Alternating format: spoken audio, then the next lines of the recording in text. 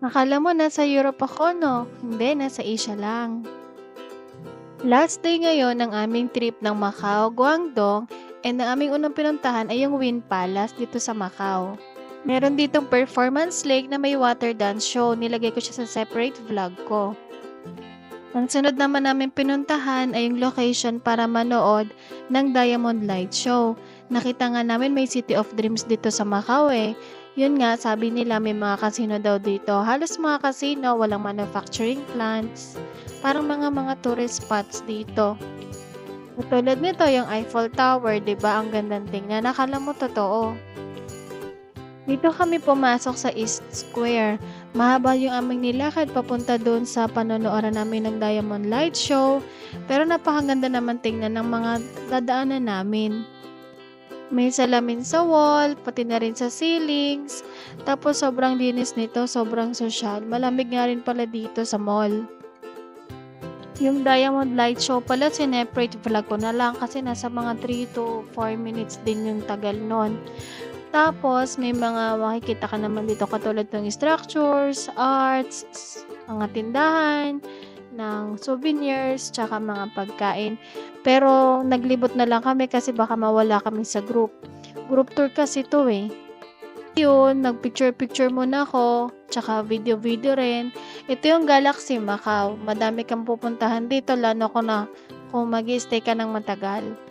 Tapos nag-video rin ako ng nag-elevator, escalator pala. Kasi solo lang ako dito at maunti lang yung tao sa area na to. O 'di ba yung buong lakad ko dito solo ko lang. Tapos saka ko lang na-realize na bawal pala umupo dito sa area na to. Kasi yung mga halaman dito totoo talaga yung bonsai dyan. So pinoprotektahan lang nila. And then palabas na kami, napadaan ulit sa salamin, kaya napa-video na lang ulit ako. Git nga yan, linis ang salamin, o 'di ba? Tip talaga kapag pupunta ka sa mga gantong locations, make sure may memory pa yung phone mo para makapag-take ka ng maraming pictures, tsaka ng videos. Kasi ako halos ang kinuha ko mga videos eh, so at least may camera ako kasi pag phone naman dun yung mga photos.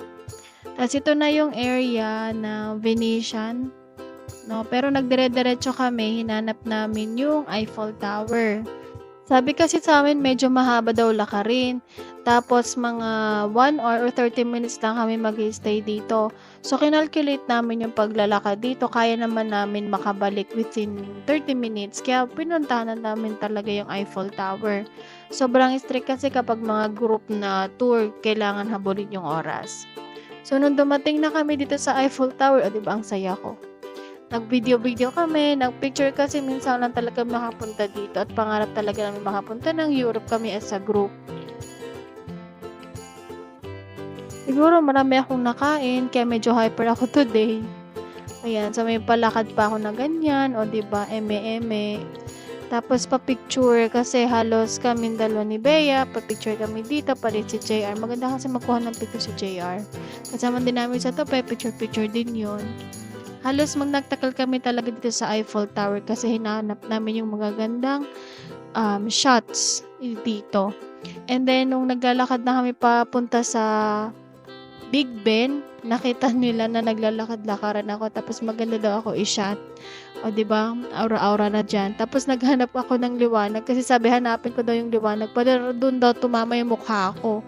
Okay naman yung mga shots, nakita nyo naman, diba?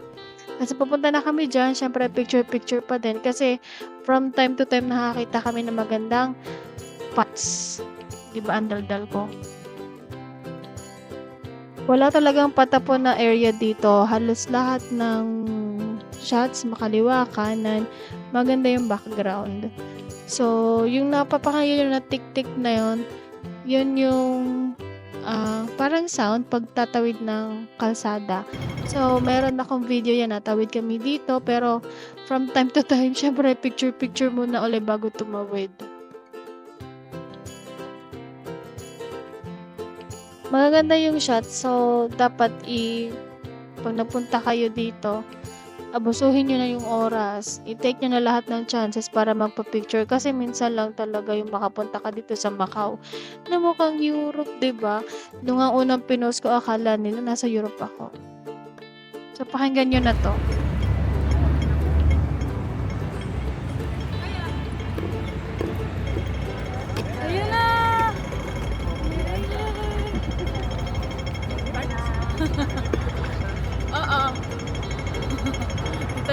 sasakyan. Stop sila. Saya yarn. Nang pabalik na kami, iba na yung route ang dinaanan namin. May mga locations pa kami nakita na maganda mag-shots. Katulad nito, o diba? Balcony, tapos Big Ben pa.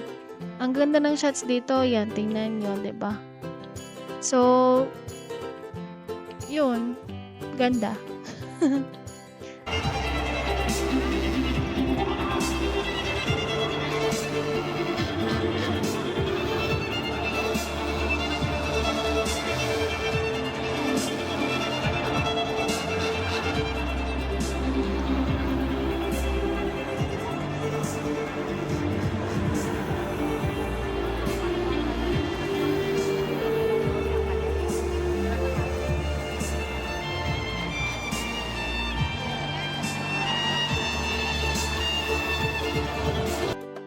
Nakakita rin kami ng Starbucks pero hindi na kami bumili dito kasi magkamali kami ng bili.